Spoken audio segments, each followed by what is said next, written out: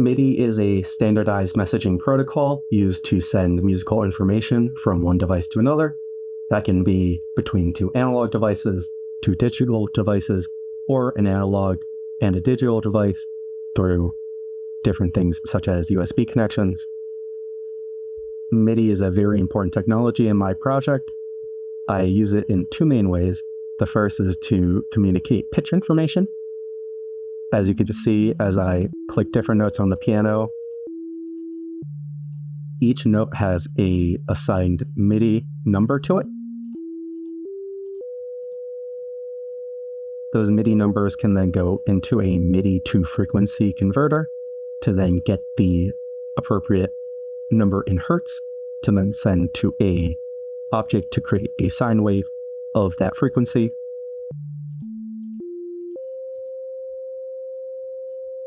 But I can also use my USB connected MIDI keyboard to send those same MIDI notes if I connect my Arturia key step. Now as I press notes on keyboard, it's sending the MIDI information to the MIDI to frequency, to the cycle, then out to speakers. The other way of using MIDI information is as a means of control. That usually comes in the form of a number 0 to 127. So if I have this slider that goes from 0 to 127, then divide that number by 127 to get a number from between 0 and 1, and then multiply the amplitude or the volume of the sine wave. I can then adjust the sine wave volume through a MIDI number. I can also use my MIDI keyboard, which is connected right here.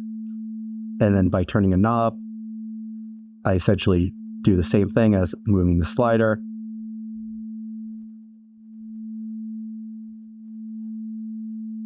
By using different MIDI controlled objects throughout the synthesizer, I was able to bring in a lot of outside control and basically eliminate the need to use keyboard and mouse during a performance.